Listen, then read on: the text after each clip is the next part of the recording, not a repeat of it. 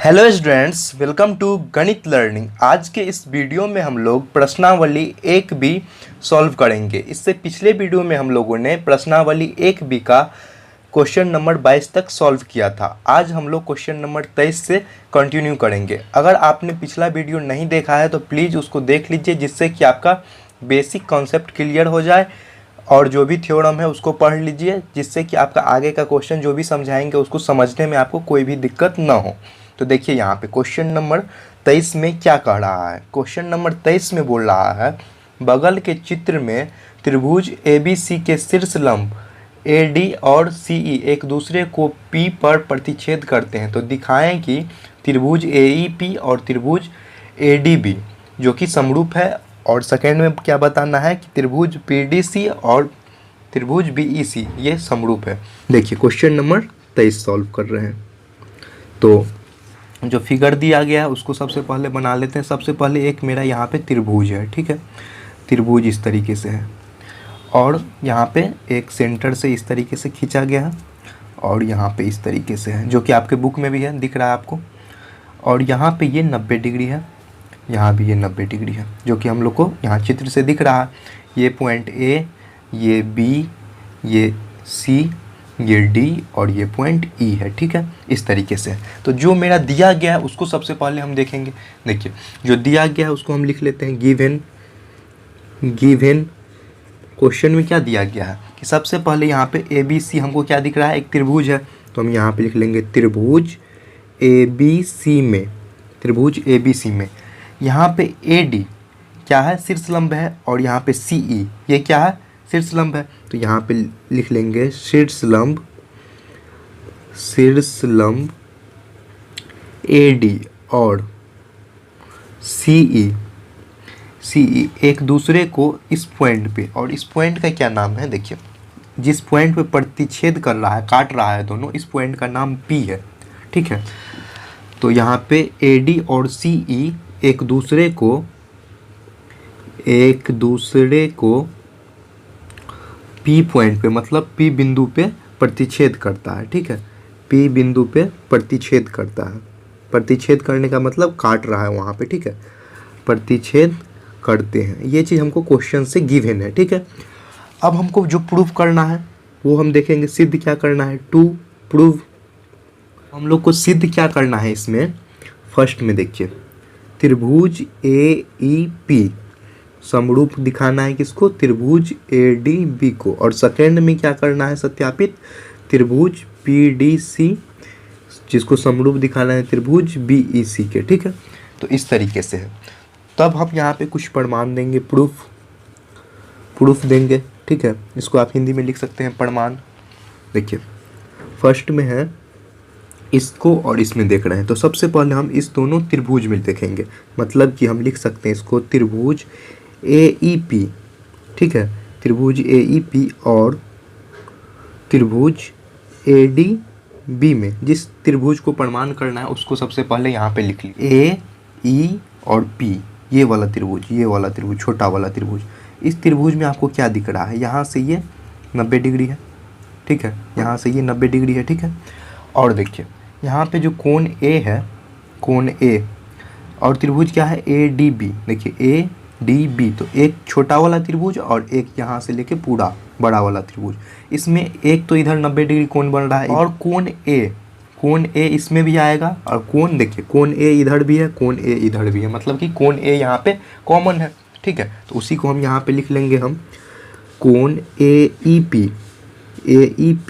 जो कि बराबर है कोण ADB के, कितना डिग्री से, 90 डिग्री है, दोनों में 90 डिग्री आएगा तो बराबर ये 90 डिग्री हो जाएगा। और कोण A बराबर कोण A, ये क्या है, यहाँ पे उभयनिष्ठ है। उभयनिष्ठ कहने का मतलब कि ये कॉमन है, ठीक है। दोनों में जो रहेगा उसको हम बोलेंगे उभयनिष्ठ कोण। तो A क्या है, A इसमें भी है और A इसमें भी, इसलिए A क्या हो गया, कोण उभयनिष्ठ हो गया। और हम लोग क्या जानते हैं कि जब दो कोण बराबर हो तो हम लोग क्या बोल सकते हैं कि त्रिभुज समरूप है, मतलब कि त्रिभुज AEP समरूप हो जाएगा त्रिभुज ADB के, AD यहाँ पे ये D है, ADB के। त्रिभुज AEP समरूप है ADB के। किससे हम बोल सकते हैं, एंगल समरूपता, मतलब कि कौन कौन समरूपता से हम बोल सकते हैं कि ये दोनों त्रिभुज आपस में समरूप है, एक छोटा वाला और एक ये बड़ा वाला। इसको इधर से ढक लीजिए, ये वाला, ये दोनों त्रिभुज समरूप है। तो पहला में जो हमको यहाँ पे दिया था ये वाला, ये चीज़ हम समरूप यहाँ पे दिखा दिए, ठीक है। अब इसका हम सेकेंड पॉइंट देखेंगे। देखिए सेकेंड में क्या दिया हुआ है, ये और ये, तो इस दोनों त्रिभुज में देखेंगे हम, त्रिभुज PDC में और त्रिभुज BEC में, त्रिभुज BEC में, यहाँ पे भी कोण PDC बराबर है कोण BEC के, किससे, 90 डिग्री से। देखिए कोण यहाँ पे PDC, ये वाला कोण देखिए, छोटा वाला ये कोण, ये वाला कोण, ठीक। अब देखिए और दूसरा कोण देखिए, कोण BEC, मतलब ये पूरा त्रिभुज इधर से इस तरीके से, तो मतलब एक त्रिभुज ये हो गया छोटा और एक पूरा त्रिभुज हो गया ये वाला। तो इसमें क्या हो रहा है, यहाँ भी 90 डिग्री कोण बन रहा है, ठीक। और डी पे देखिए, डी पे भी यहाँ पे 90 डिग्री कोण बन रहा है, मतलब कि कोण ई पे एक 90 डिग्री बन रहा है और कोण डी पे एक 90 डिग्री बन रहा है, जो कि हमको यहाँ से दिख रहा है। तो यहाँ पे ये 90 डिग्री का कोण बराबर हो जाएगा। और दोनों त्रिभुज में ये वाला कोण सी तो कॉमन है, देखिए कोण सी इसमें भी आया है, कोण सी इसमें भी आया है, मतलब कोण सी इसमें कॉमन है, ठीक है। थोड़ा सा आगे बढ़ा लेते हैं। देखिए तो यहाँ पे हम लिख देंगे कोण सी बराबर कोण सी, ये क्या चीज़ है, इसका उभयनिष्ठ कोण है। उभयनिष्ठ मतलब कॉमन है, दोनों में है, जो चीज़ दोनों में रहे उसको हम लोग क्या बोलते हैं, उभयनिष्ठ कोण। तो यहाँ से क्या बोल सकते हैं, त्रिभुज PDC जो कि समरूप होगा त्रिभुज BEC के, ठीक है, BEC के। ये किससे हम बोल रहे हैं, एंगल एंगल समरूपता से, एंगल एंगल समरूपता से, कोण कोण समरूपता से, ये चीज़ है। तो यहाँ पे ये चीज़ क्या हो गया कि यहाँ पे जो आया था वही सेम चीज़ यहाँ भी है, मतलब कि यहाँ से अब हम लोग क्या बोल सकते हैं कि ये चीज़ यहाँ से प्रमाणित हो गया, मतलब हेंस प्रूव्ड। यहाँ से ये चीज़ क्या हो गया, परिमाणित हो गया। यहाँ फर्स्ट की है प्रूव्ड और यहाँ पे सेकंड की है, ठीक है। तो इस तरीके से आप लोग को समझ के बनाना होगा, ठीक है। अगर आप लोग को कहीं भी कोई दिक्कत हो तो ज़रूर से कमेंट सेक्शन में पूछिए, उसका सॉल्यूशन वहाँ पे बताया जाएगा, ठीक है। नेक्स्ट क्वेश्चन देखिए, क्वेश्चन नंबर 24 में क्या बोल रहा है, बगल के चित्र में यदि त्रिभुज ABE जो कि सर्वांगसम है त्रिभुज ACD के, तो यहाँ पे दिखाएं कि त्रिभुज ADE जो कि समरूप है किसके, त्रिभुज ABC के, मतलब ये छोटा वाला त्रिभुज ये बड़ा वाला त्रिभुज के समरूप है, ये चीज़ हम लोग को दिखाना है। तो सबसे पहले जो दिया गया है उसको हम लोग लिख लेते हैं गिवन, क्वेश्चन में जो दिया गया है उसको लिख लेते हैं गिवन, हिंदी में भी आप लिख सकते हैं दिया है। तो देखिए यहाँ पे क्या दिया है, सबसे पहले मेरा क्या दिख रहा है, ABC एक त्रिभुज है, ठीक है, त्रिभुज ABC है, और क्या है, त्रिभुज ABE जो कि सर्वांगसम है, ये सर्वांगसम का सिंबल है, सर्वांगसम है त्रिभुज किसके, ACD के, त्रिभुज ACD के, ठीक है, सर्वांगसम है, ये चीज़ मेरा दिया गया। टू प्रूव, यहाँ पे क्या चीज़ हम लोग को प्रमाणित करना है, टू प्रूव हम लोग को प्रमाणित करना है त्रिभुज ADE जो कि समरूप है त्रिभुज ABC के। तो यहाँ पे हम लोग कुछ प्रमाण देंगे, ठीक है, प्रूफ प्रमाण देंगे, ठीक है। तो यहाँ पे क्या हो जाएगा, त्रिभुज देखिए, त्रिभुज ABE और त्रिभुज ACD ये वाला, ये हमको यहाँ पे बोला है इस तरीके से है कि सर्वांगसम है। तो सबसे पहले हम लिख लेते हैं इसको, त्रिभुज ABE जो कि सर्वांगसम है त्रिभुज ACD के, ठीक है। तो ये चीज़ हम लोग को कहाँ से हम लिखे हैं, ये चीज़ हम लोग को क्वेश्चन से दिया है, ठीक है। इसीलिए हम लोग अब क्या बोल सकते हैं, AB बराबर AC फर्स्ट, और देखिए AE बराबर AD, ये हम कहाँ से लिखे हैं, ये हम लिखे हैं CPCT, अर्थात हम क्या लिख सकते हैं यहाँ पे, सर्वांगसम त्रिभुज के संगत भाग से, सर्वांगसम त्रिभुज का संगत भाग क्या होता है, बराबर होता है, इसलिए हम ये दोनों बराबर लिखें। इसको इक्वेशन नंबर 1 मान लीजिए, ठीक है। यहाँ पे AE बराबर हम AD देखें, मतलब ये दोनों ये इसके बराबर है, और AB यहाँ से यहाँ तक जो है, जो किसके बराबर है, AC के बराबर है, यहाँ पे ये दोनों आपस में बराबर है, ये दोनों लिख लिए, ठीक है। और यहाँ पे क्या हो जाएगा, इसी चीज़ को हम पलट के भी लिख सकते हैं ना, AD बराबर AE, तो यहाँ पे इस ऐसे ही लिख लेते हैं AD बराबर AE, इसको इक्वेशन फर्स्ट मान लीजिए और इसको इक्वेशन नंबर सेकेंड, समीकरण 1 और समीकरण 2। तो यहाँ पे क्या कर रहे हैं हम, समीकरण 2 में 1 से भाग देने पर, 1 से भाग देने पर समीकरण 2 को क्या कर रहे हैं, 1 से भाग दे रहे हैं। तो यहाँ पे क्या हो जाएगा, 2 में क्या है ए डी ए ई, तो यहाँ पे ए डी और इधर क्या है ए डी ए बी, तो a d by a b जो कि बराबर हो जाएगा ए ई बट्टे ए सी, यहाँ पे इस तरीके से ए सी। तो ये दोनों आपस में बराबर दिखा दिए। ये अगर a d by a b बराबर है मतलब कि ये इसके बराबर है, तो यहाँ पे क्या हो जाएगा, और इधर ए ई ए सी के बराबर है, ठीक है। मतलब एक छोटा और एक पूरा बड़ा, एक यहाँ से यहाँ तक का देख लीजिए, एक यहाँ से यहाँ तक का ए ई है और यहाँ से यहाँ ए सी है, तो ये इसके बट्टा में इस तरीके से अनुपात में बराबर हो जाएगा। और जब हम ये दोनों त्रिभुज में देख रहे हैं तो यहाँ पे कॉमन क्या आ रहा है, ए आ रहा है, मतलब कि यहाँ पे क्या होगा, आपका कोण ए बराबर होगा, मतलब कि कोण ए बराबर कोण ए होगा, ठीक है। ये यहाँ पे क्या हो गया, उभयनिष्ठ हो गया, मतलब कि कॉमन हो गया, ठीक है। इसीलिए हम लोग क्या बोल सकते हैं, यहाँ से देखिए साइड है, ये एंगल है और ये साइड है, तो हम क्या बोल सकते हैं, साइड एंगल साइड से ये समरूप है, मतलब कि ये साइड एंगल साइड समरूपता से हम क्या बोल सकते हैं कि त्रिभुज क्या है, ए डी ई, त्रिभुज ए डी ई जो कि समरूप है त्रिभुज ए बी सी के, ठीक है।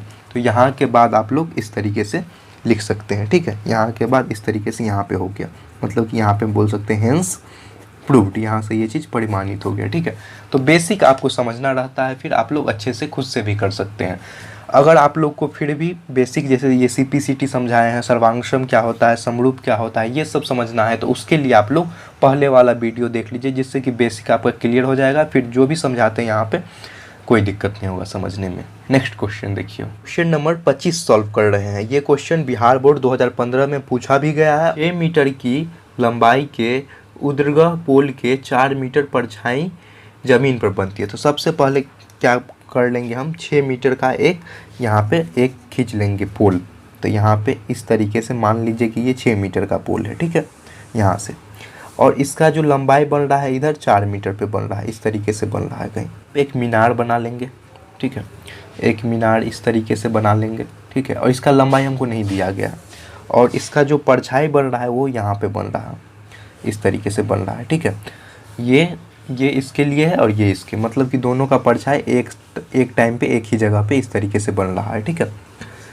तो हमको क्या बोल रहा है कि यहाँ पे तो इसका कोण इस तरीके से आएगा, है ना, कोण इस तरीके से आएगा, इधर कहीं आगे पे यहाँ पे या इधर कहीं सूर्य होगा, ठीक है। सामने यहाँ पे मान लीजिए इस तरीके से, देखिए यहाँ पे हम मान लेते हैं कि यहाँ पे सूरज है, इस तरीके से, ठीक है। यहाँ पे सूरज है, यहाँ से सूरज का रोशनी नीचे इस तरीके से आ रहा, इधर आ रहा है, इधर आ रहा है, इस तरीके से। तो यहाँ पे जो है ये क्या है, मीनार है, ये मीनार है। सबसे पहले अगर आप फिगर समझ लेते तो सब समझ जाइएगा। ये मीनार है और ये क्या है, ये आपका दिया गया पोल है, इसको पोल मत ले लीजिए। और जो मेरा क्वेश्चन से दिया गया है उसको देखिए, इसका जो लंबाई है वो क्या है, 6 सेंटीमीटर का, 6 सेंटीमीटर, ठीक। और यहाँ पे जो परछाई बन रहा है इसका लंबाई क्या है, 4 मीटर का है, 4 मीटर। ये भी 6 मीटर का है, ठीक है, इस तरीके से है। तो यहाँ पे सबसे पहले इसका हम कुछ नाम लिख लेते हैं। इसका A B C, इस पॉइंट को ले लेते हैं D, इस पॉइंट को ले लेते हैं E, ठीक है। तो इस तरीके से है। और यहाँ पे कोण कितना बन रहा है, 90 डिग्री का, यहाँ भी कोण बन रहा है 90 डिग्री का, ठीक है। और यहाँ से यहाँ तक का जो हाइट है इसको भी मान लीजिए कुछ, इसका हम मान लेते हैं H मीटर का हाइट है, ठीक है। हमको क्वेश्चंस में यही बताना है कि मीनार की ऊंचाई क्या है, मतलब यहाँ से यहाँ तक का जो दूरी है वो हमको बताना है। कहने का मतलब कि मेरा यहाँ से DE का मान हमको बताना है क्या होगा। तो जो क्वेश्चन में दिया गया है उसको सबसे पहले समझ लीजिए, ठीक है। फिगर आप लोग समझ गए किस तरीके से फिगर बना है, आपके सामने में इस तरीके से बना है। तो क्या कीजिए, आप जो दिया गया है उसको लिख लीजिए। क्वेश्चन नंबर 25 को सॉल्व कर रहे हैं यहाँ पे। तो देखिए क्वेश्चन में जो दिया गया है उसको लिख लेते हैं। यहाँ पे लिख लेंगे हम, माना कि पोल की लंबाई, जो कि क्वेश्चन से है, जिसको हम क्या माने हैं, ए बी माने हैं। यहाँ पे माना क्यों लिखे हैं, क्योंकि हम ए बी जो माने हैं ये तो हम अपने मन से माने हैं, लंबाई तो दिया गया लेकिन ए बी हम माने हैं ना इसका नाम, इसीलिए लिखे हैं माना। ए बी बराबर कितना है, 6 मीटर, 6 मीटर है। जिसकी परछाई, जिसकी परिछाई, परछाई मीन्स छाया जो होता है, छाया जो बनता है, परछाई क्या है यहाँ पे BC है, जिसकी परिछाई BC है, BC है, ठीक है। तथा DE, DE मीनार है, ठीक है। DE यहाँ पे क्या है, मीनार है। और उसी समय इसका भी परछाई बन रहा है जो कि क्या है, EC है। यहाँ पे लिख देंगे हम, और यहाँ पे लिख लीजिएगा, और उसी समय उसकी परछाई, उसकी परिछाई, उसकी परछाई, परछाई में छाया बन रहा है कौन, किस पे, EC पे, EC। और EC का जो मान दिया गया है वो कितना है, यहाँ से यहाँ तक का जो वैल्यू है वो कितना है, 28 मीटर का, जो कि क्वेश्चन से दिया गया है ना। तो EC बराबर आप यहाँ पे लिख सकते हैं, EC बराबर 28 मीटर। तो यहाँ पे क्या लिख लेंगे, माना कि DE बराबर H मीटर है, ठीक है। और क्या है यहाँ पे, DE हम H मीटर यहाँ पे मान लिए हैं, ठीक है। तब हम क्या देखेंगे, अकॉर्डिंग टू क्वेश्चन, आप हिंदी में लिख सकते हैं प्रश्न के अनुसार, ठीक है। प्रश्न के अनुसार क्या है, AB बराबर 6 मीटर और BC बराबर 4 मीटर और EC बराबर 28 मीटर। ये चीज़ फिगर से यहाँ पे आप लोग को दिख रहा है, ठीक है। चूँकि एक ही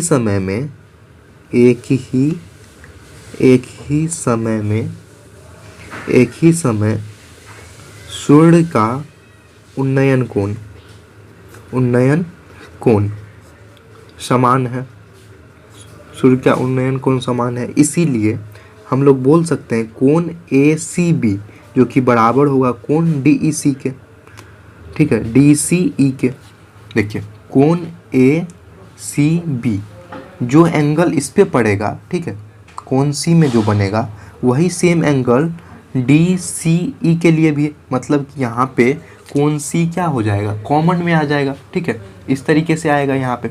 मतलब कि हम लोग क्या बोल सकते हैं यहाँ पे अब लिख सकते हैं कि कोण B बराबर कोण E।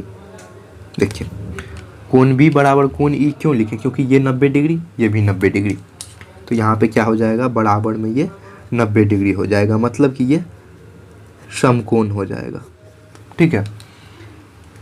तो हम लोग क्या बोल सकते हैं, कोण ACB जो कि बराबर है कोण DCE में, ठीक है। तो यहाँ पे हम लोग क्या हो जाएगा, एंगल समरूपता से ये दोनों बराबर हो जाएगा, क्योंकि यहाँ भी देख रहे हैं ये बराबर है, ठीक है। तो एंगल समरूपता से ये बराबर हो जाएगा। क्यों, क्योंकि देख रहे हैं एक तो हम यहाँ पे बराबर दिखाए हैं, ये वाला कोण बराबर दिखा है, और एक ये कोण बराबर दिखा है, मतलब यहाँ पे कोण C कॉमन में आ रहा है, तो ये वाला बराबर है और ये भी बराबर है।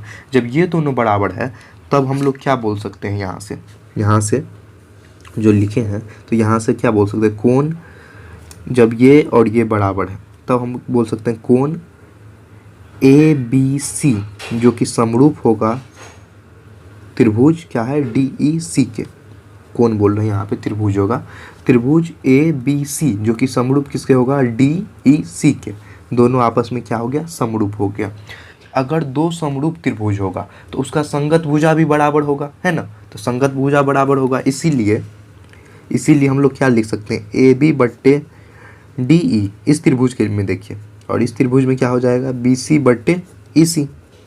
तब हम इसका मान अब यहाँ पे रखते हैं, तो देखिए AB का मान कितना है, AB का मान 6 है, DE का मान हम लोग को निकालना है, मतलब H हम माने हैं यहाँ पे, तो H लिख लेंगे, ठीक है, बराबर।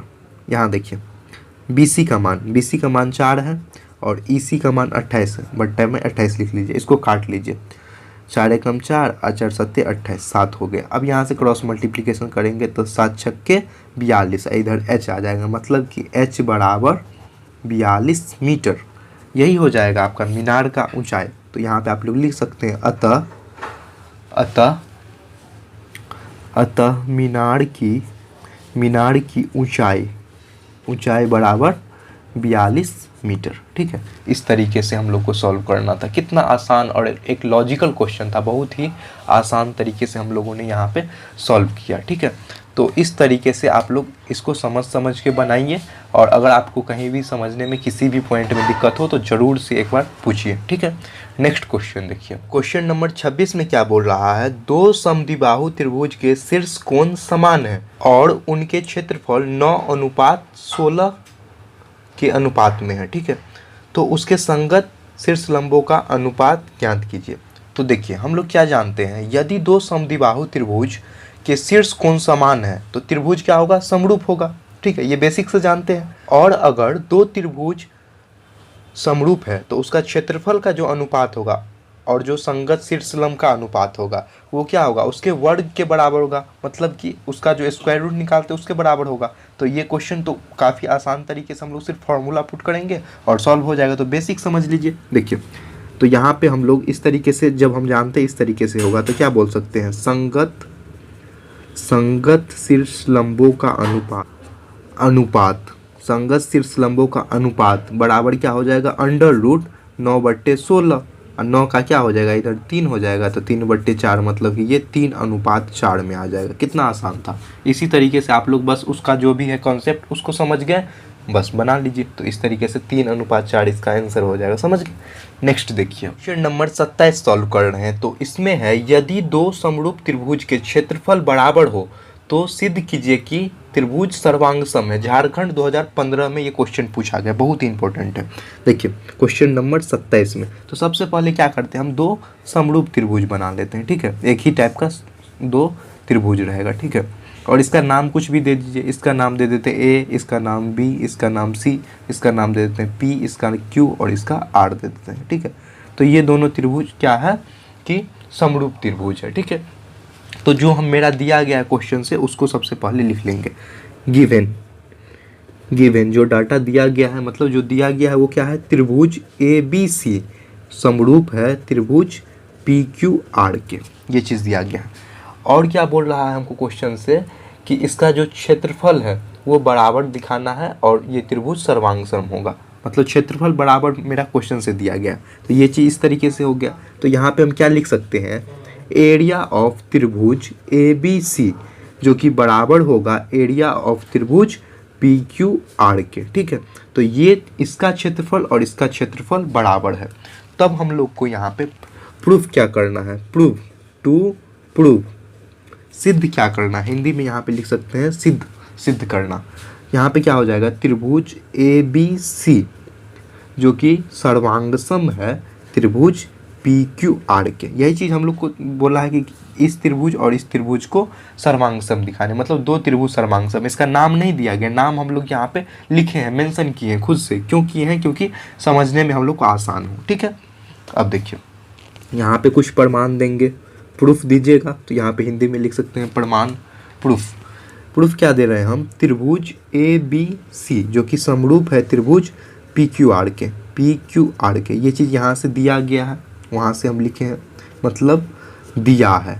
ठीक है, अगर दो त्रिभुज समरूप होगा तो उसका क्षेत्रफल का अनुपात और उनके संगत भुजाओं का अनुपात दोनों का वर्ग बराबर होगा। ठीक है, इसको हम यहाँ पे लिख देते हैं, दो समरूप त्रिभुज के क्षेत्रफल का अनुपात इनके संगत भुजाओं के अनुपात के वर्ग के बराबर होता है। कहने का मतलब अब यहाँ से एरिया ऑफ त्रिभुज ए बी सी बट्टे एरिया ऑफ त्रिभुज पी क्यू आर। देखिए, इसका जब संगत भुजा बराबर होगा, कहने का मतलब इसमें क्या ले लेंगे हम, ए बी ले लेंगे और इधर क्या ले लेंगे, पी क्यू ले लेंगे। देखिए इस तरीके से, इधर ए बी ले रहे हैं तो इधर क्या हो जाएगा, पी क्यू हो जाएगा। कहने का मतलब ए बी बट्टे पी क्यू का स्क्वायर, ठीक है, बराबर होगा बी सी बट्टे क्यू आर का स्क्वायर। बराबर किसके होगा, बी सी बट्टे क्यू आर का स्क्वायर। ठीक है, और ये बराबर किसके होगा, ए सी पी आर के बराबर, मतलब ए सी बट्टे पी आर का स्क्वायर। ठीक है, समझ गए इतना। अब थोड़ा सा इसको आगे बढ़ा लेते हैं। ठीक है, अब यहाँ पे इस तरीके से है दोनों, तो हम क्या बोल सकते हैं यहाँ पे बराबर में, ए बी बराबर क्या होगा, पी क्यू होगा, ए बी बराबर पी क्यू होगा। ठीक है, और बी सी बराबर क्यू आर होगा और ए सी बराबर पी आर होगा, ए सी बराबर पी आर होगा, ठीक है।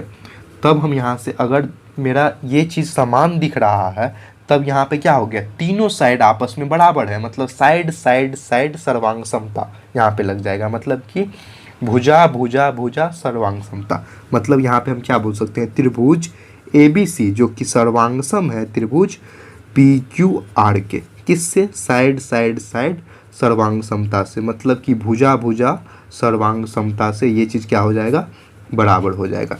यहाँ पे यही चीज़ तो हमको दिखाना था, तो यहाँ पे ये चीज़ क्या हो गया, प्रूव्ड हो गया। मतलब कि यहाँ पे हम बोल सकते हैं हेंस प्रूव्ड, यहाँ से ये चीज़ क्या हो गया, परिमाणित हो गया, ठीक है। तो इस तरीके से समझ के बनाना है, ठीक है।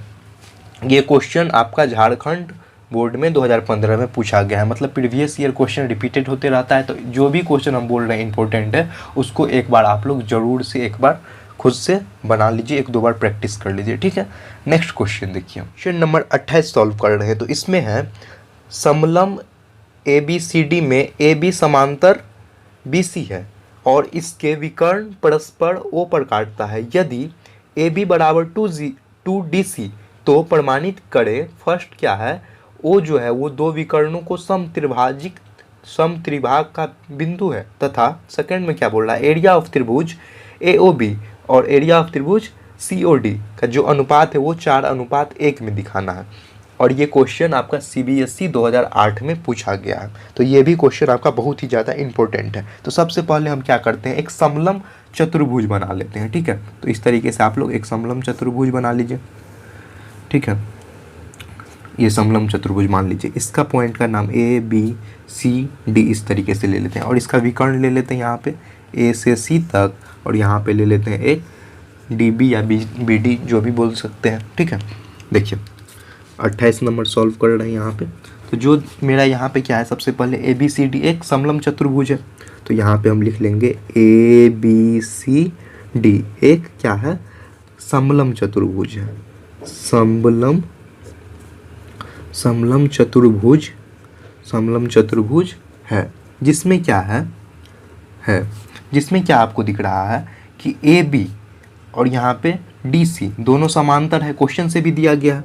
तो यहाँ पे हम बोल सकते हैं AB समांतर DC, ठीक है, AB समांतर DC। और इसका विकर्ण क्या है, AC है और इधर क्या है, BD है। मतलब AC और BD एक दूसरे को विकर्ण क्या है, AC और BD एक दूसरे को क्या है, O बिंदु पर, इस पॉइंट का नाम O दे दिया है, O पर काटते हैं। ये मेरा क्वेश्चन से दिया गया है। और क्या दिया गया है, और एक पॉइंट और दिया गया है कि AB बराबर 2DC, मतलब AB का जो मान है वो 2DC के बराबर है, मतलब ये इसके दुगुना है, कहने का ये मतलब, ठीक है।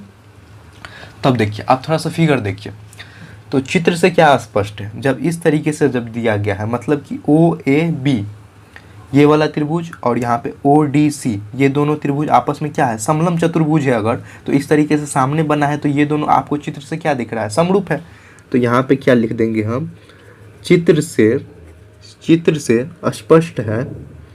स्पष्ट है कि त्रिभुज OAB जो कि समरूप है त्रिभुज ODC के। अगर दो समरूप त्रिभुज है तो उसका संगत भुजा बराबर होगा, ये चीज़ हम लोग जानते हैं अभी तक जितना पढ़े उसमें।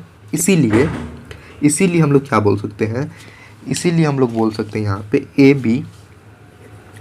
AB बट्टा DC जो कि बराबर होगा AO बट्टा OC के, ठीक है, AO बट्टा OC के बराबर होगा। ये चीज़ क्या है, इसका संगत भुजा बराबर हो जाएगा। अब देखिए AB के जगह A से B, AB के जगह हम 2DC लिख सकते हैं, यहाँ से क्वेश्चन से तो दिया गया है AB के जगह हम 2DC लिख सकते हैं।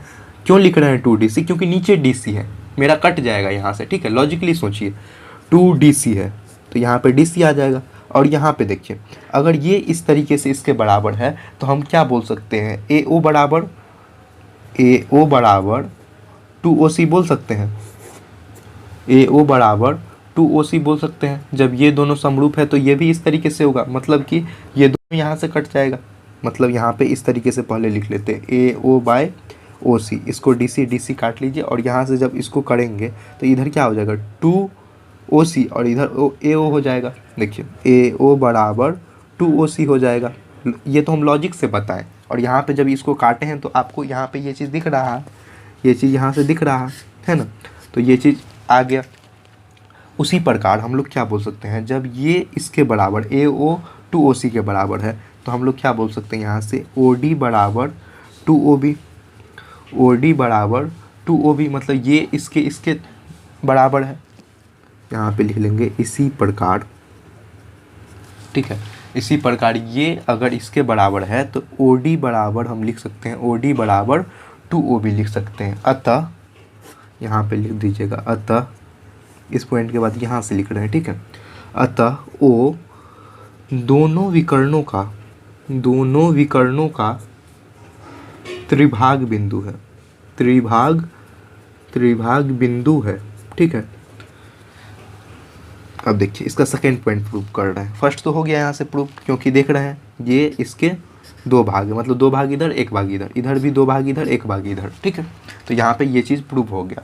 सेकेंड में क्या है, चूँकि OA बाय OC जो कि 2/1 है, देखिए OA बाय OC, इधर अगर 2 पॉइंट है तो इधर 1 पॉइंट है, तो इसको हम लिख सकते हैं। देखिए ये इसके दुगुना हम दिखाए हैं यहाँ पे, AO 2OC के बराबर दिखाए हैं, तो ये मान सकते हैं कि ये 2 भाग है और ये 1 भाग है। इसका अनुपात में अगर लिखेंगे तो 2/1 में इस तरीके से लिख सकते हैं, मतलब OA बराबर 2 लिखें और OC बराबर 1 लिखें, ठीक है। इसीलिए हम यहाँ से बोल सकते हैं एरिया ऑफ त्रिभुज AOB बट्टा एरिया ऑफ त्रिभुज COD। यहाँ पे AOB लिखा है और यहाँ पे COD लिखा है, ठीक है। तो ये दोनों का जब एरिया निकालेंगे तो एरिया क्या होता है, इसका स्क्वायर हो जाता है, 2/1 का स्क्वायर कर लेंगे। जब स्क्वायर कीजिएगा तो ये क्या हो जाएगा, 2 का स्क्वायर 4 होता है और 1 का स्क्वायर 1 ही होता है, मतलब ये 4/1 आ जाएगा। जब इसको हम क्या लिख सकते हैं, 4:1 के बराबर लिख सकते हैं।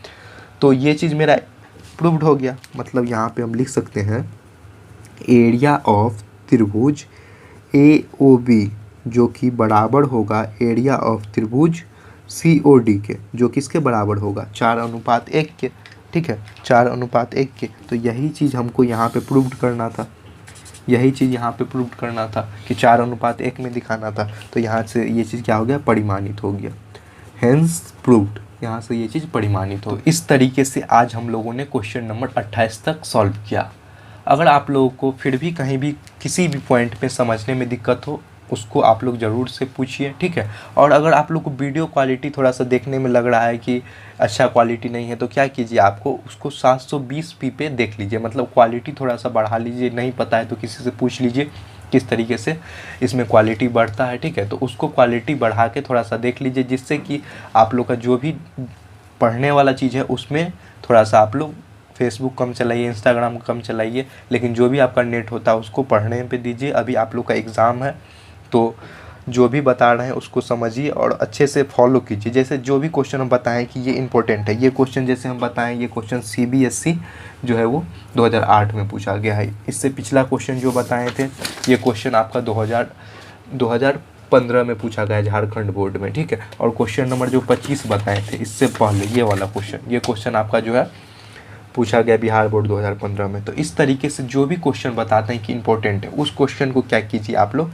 कि हाईलाइट कर दीजिए या इस तरीके से स्टार बना के रख लीजिए क्वेश्चन को बुक में ही या कहीं भी। तो उससे क्या होगा कि आपका उस क्वेश्चन को 1-2 बार प्रैक्टिस कीजिएगा, जिससे कि आपका वो क्वेश्चन अगर एग्ज़ाम में आएगा या उस टाइप का जो भी आएगा वो आप बना सकते हैं। किसी भी एग्ज़ाम में जो क्वेश्चन पूछा जाता है वो ज़्यादातर आपका प्रीवियस ईयर से पूछा जाता है। कहने का मतलब कि वो क्वेश्चन जो पहले किसी भी साल में पूछा गया रहता है वही क्वेश्चन पूछा जाता है। तो आप लोग इस तरीके से आगे बनाइए और सारा बुक का सॉल्यूशन का सारा एक एक क्वेश्चन का वीडियो बना हुआ उसको देखिए और अच्छे से पढ़ते रहिए। Thanks for watching this video. मिलते हैं फिर नेक्स्ट वीडियो में, आगे का जो भी क्वेश्चन है उसको सॉल्व करते हैं और समझते हैं।